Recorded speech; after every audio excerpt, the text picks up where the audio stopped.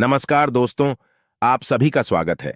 आपके अपने YouTube channel मानव जीवन में दोस्तों, लाइफ में सभी आगे बढ़ना चाहते हैं और लाइफ में आगे बढ़ने के लिए हमें रोज ही कुछ नया सीखना चाहिए और आगे बढ़ना चाहिए।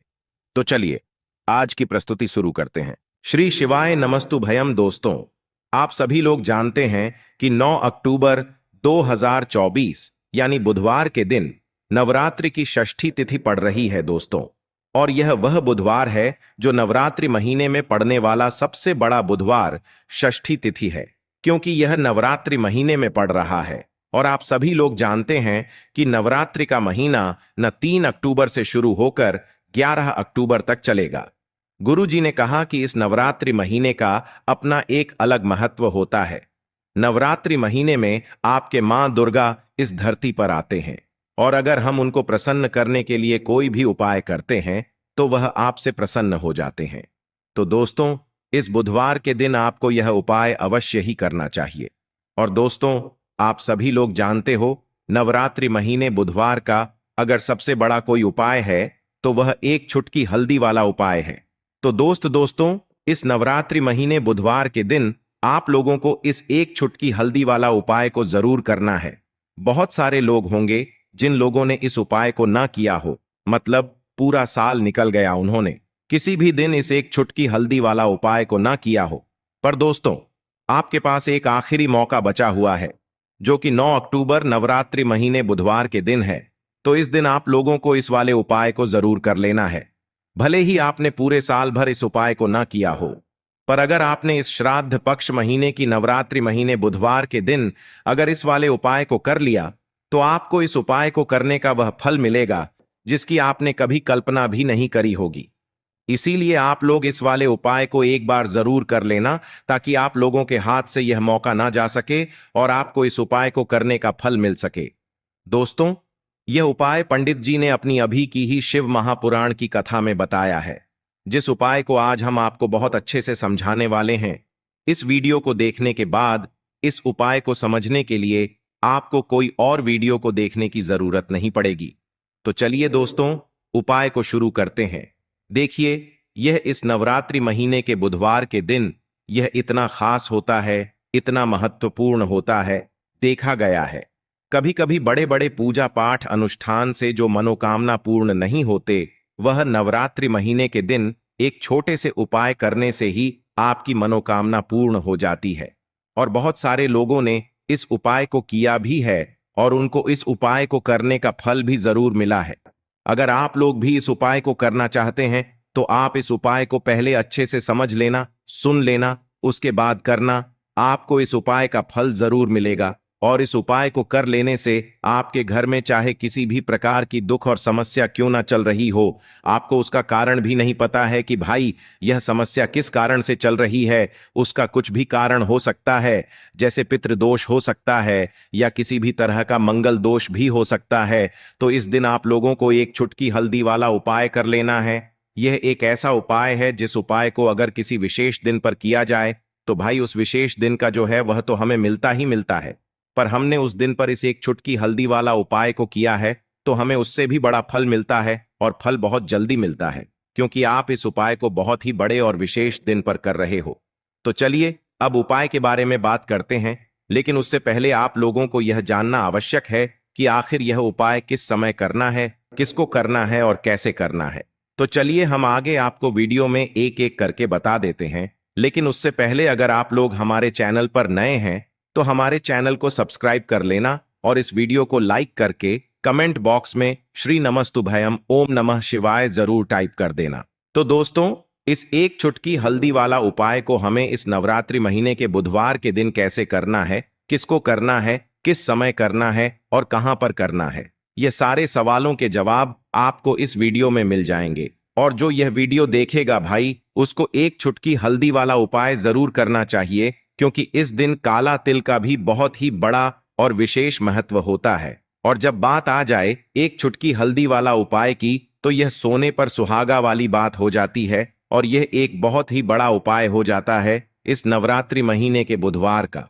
तो अब दोस्तों, इस एक चुटकी हल्दी वाला उपाय को आखिर करना किसको है, सबसे पहले हम लोग वह बात जान लेते हैं। तो देखो, घर की जो बड़ी माताएं बहनें होती हैं उन माताओं बहनों में से कोई भी एक बड़ी माता बहन इस वाले उपाय को कर सकती है। और दोस्तों, अगर आप चाहे तो अपने घर में से सभी सदस्यों को भी इस उपाय को करवा सकते हैं। अगर किसी व्यक्ति की खुद की कोई मनोकामना है, खुद की कोई दुख और परेशानी है जो कि वह अपने लिए ही करना चाहता है, इस वाले उपाय को तो वह खुद अपने लिए भी कर सकता है। बाकी अगर कोई घर में से ऐसा है जो कि अपने पूरे घर परिवार की सुख और शांति के लिए यह वाला उपाय करना चाहता है, तो भाई वह भी कर सकता है, उसमें भी कोई दिक्कत वाली बात नहीं है। कहने का मतलब यह है कि इस उपाय को हर एक सदस्य भी कर सकता है और पूरे घर परिवार के सदस्य के लिए घर की बड़ी माताओं बहनों में से कोई एक माता बहन भी कर सकती है। माताएं बहनें अगर घर में उपस्थित ना हो या वह यह वाला उपाय ना कर पा रही हो, तो फिर घर का कोई बड़ा सदस्य भी इस एक चुटकी हल्दी वाला उपाय को कर सकता है। चाहे फिर वह पुरुष ही क्यों ना हो, उसमें कोई भी दिक्कत वाली बात नहीं है। उसके बाद में दोस्तों, जो अगला प्रश्न निकल कर आता है वह यह आता है इस उपाय को लेकर कि आखिर इस उपाय को हमें किस समय करना है, सुबह के समय करना है कि शाम के समय करना है। तो देखो, इस वाले उपाय को आप लोग सुबह के समय भी कर सकते हो और शाम के समय प्रदोष काल में भी कर सकते हो। अब अगर आप पूछो कि भाई साहब सबसे उत्तम समय कौन सा रहेगा इस दो छुटकी काला उपाय को करने का, तो हम आपसे बस यही कहेंगे कि इस उपाय को आप सुबह के समय करेंगे तो ज्यादा बेहतर होगा। बाकी अगर शाम के समय भी करेंगे तो भी अच्छा होगा, उसमें कोई भी दिक्कत वाली बात नहीं है। तो अब दोस्तों, जो अगली सबसे बड़ी और महत्वपूर्ण बात आती है वह यह आती है कि सुबह अगर हम उपाय को करेंगे तो हमें कितने बजे से ले कितने बजे तक के बीच में करना है, और शाम के समय प्रदोष काल में करेंगे तो हमें कितने बजे से लेकर कितने बजे के बीच में करना है। तो देखो, सुबह जितनी जल्दी हो सके आप उपाय को करने की कोशिश करना। बाकी अगर किसी कारणवश लेट भी हो जाओ, थोड़ी देर भी हो जाए, तो 10 या 11 बजे तक भी आप उपाय कर लेना, पर 12 बजे से ज्यादा देर ही ना हो। ठीक है, इस बात का ध्यान रखना। उसके बाद में दोस्तों, अगर शाम के समय प्रदोष काल की बात करें, प्रदोष काल का जो समय है होता है वह शाम के 6 बजे से शुरू हो जाता है। मतलब शाम के 6 बजे से लेकर 7 बजे के बीच बीच का जो समय होता है, यह समय प्रदोष काल का समय होता है। इस उपाय को 7 बजे या 8 बजे के बीच में भी कर सकते हो। मतलब शाम के 6 बजे से रात 8 बजे के बीच में आप कभी भी इस वाले उपाय को कर सकते हो, उसमें कोई भी दिक्कत वाली बात नहीं है दोस्तों। अब देखिए, अगर किसी व्यक्ति से नाराज हो जाएं, किसी घर से नाराज हो जाएं, तो होता क्या है कि घर में धन से जुड़ी समस्याएं आने लगती हैं। पैसे को लेकर उस घर के लोग बहुत परेशान रहते हैं जहां पितृ नाराज हो। इसीलिए हमेशा अपने पितरों को आपको प्रसन्न रखना है, जिससे कि पितरों की आत्मा को शांति मिले और वह हमेशा आपको आशीर्वाद दें। अब यह जो नवरात्रि के दिन होते हैं, इन दिनों में जब आप यह उपाय करेंगे जो हम आपको बताने वाले हैं, गौ माता से जुड़ा हुआ उपाय है। देखिए, गौ माता के अंदर हमारे पितरों का ही वास माना जाता है। गौ माता हो गई, कुत्ते हो गए हैं ना, पेड़ों में बरगद का पेड़ हो गया, पीपल का पेड़ हो गया, इन सभी में हमारे पितरों का वास माना जाता है। पक्षियों में कौवा हो गया, जिसके अंदर हमारे पितरों का वास माना जाता है।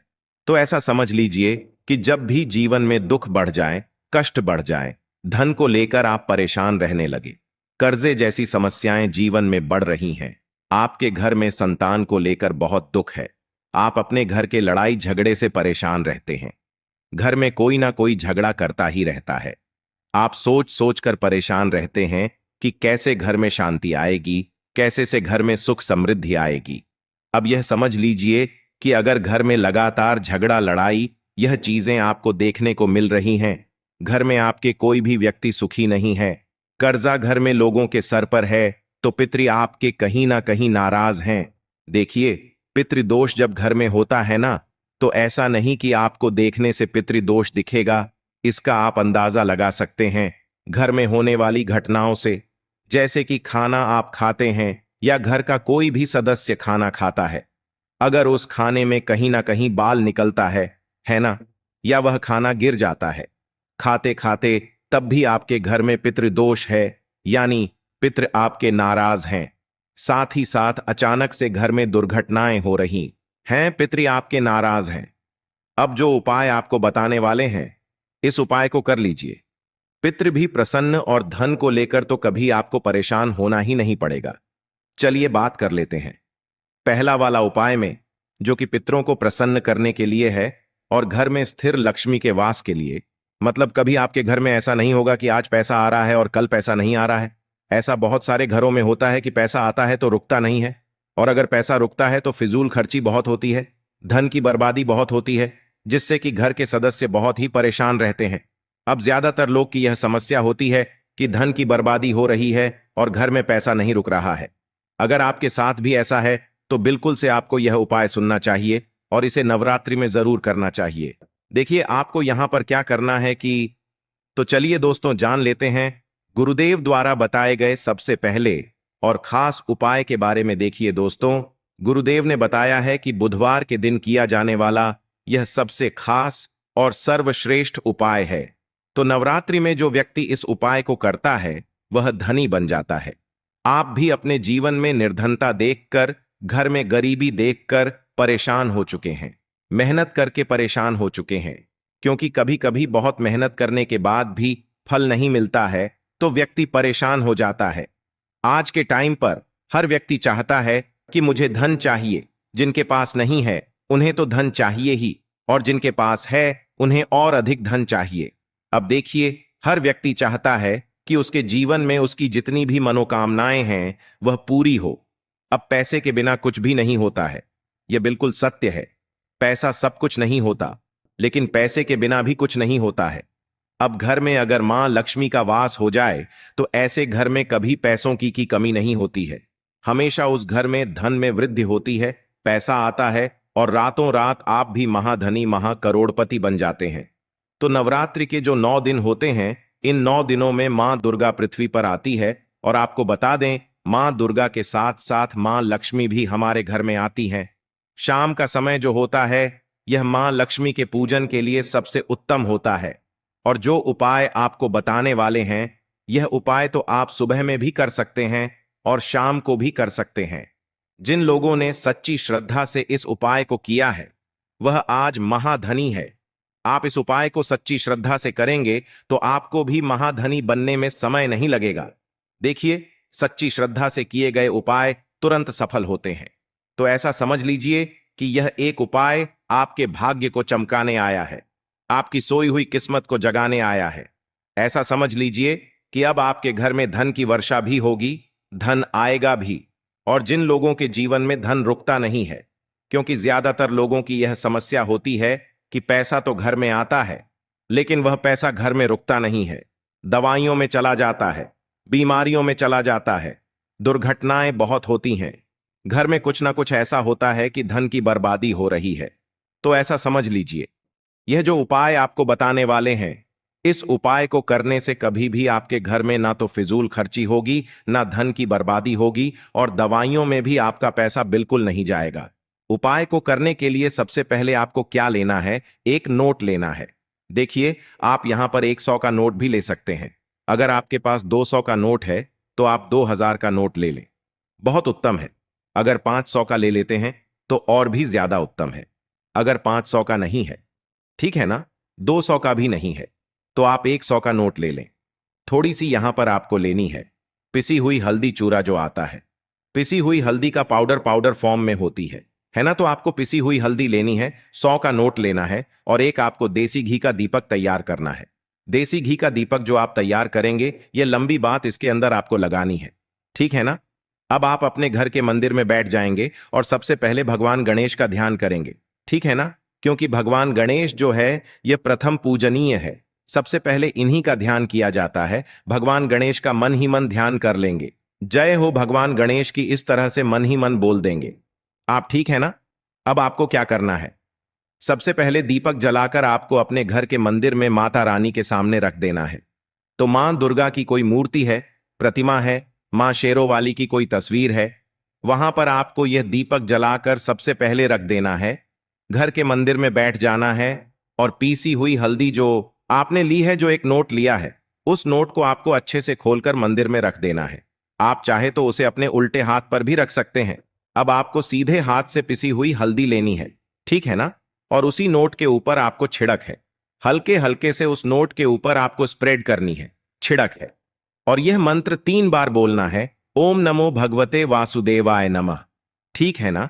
अगर मंत्र आपको ध्यान नहीं भी रहता है या आप मंत्र नहीं बोल पा रहे हैं, तब आप ऐसे ही उस नोट के ऊपर हल्दी छिड़क देंगे। ठीक है ना? कितनी बार? 3 बार हल्दी आपको छिड़क है और 3 ही बार आपको श्री हरि विष्णु का ध्यान करना है। इसके बाद आपको मां लक्ष्मी का ध्यान करना है। अगर आप यह शब्द ध्यान रख लेते हैं, यह मंत्र बोल लेते हैं, श्रीम श्रीम श्रीम आपको 7 बार बोलना है। अगर आप नहीं बोल पा रहे हैं, नहीं ध्यान रहता है, तो ऐसे ही जय महालक्ष्मी 7 बार बोल दीजिए। इसके बाद उस नोट को गोल गोल कर देना है। ठीक है ना? रोल बना देना है एक छोटा सा, और इसको कलाब से आपको बांध देना है। कलाब के अंदर 3 गांठें लगा देनी है। कलाब से इस नोट को बांध देना है और इस नोट को आपके घर के मंदिर में रख देना है। ठीक है? नवरात्रि में किसी भी दिन आपको इस नोट को अपने घर के मंदिर में रख देना है और इसको नवरात्रि की अष्टमी नवमी तक ऐसे ही रखा रहने देंगे। अब जब आप अपने घर में कन्याओं को भोजन करा देंगे, घर में कराते हैं या मंदिर में जाकर आप कन्याओं को कुछ खिलाते हैं, ठीक है ना? जब उनको भोजन करा लेंगे, अष्टमी नवमी हो जाएगी। उसके बाद आपको क्या करना है? इस नोट को उठाना है और अपने पर्स में रख लेना है या फिर अपनी तिजोरी में रख देना है।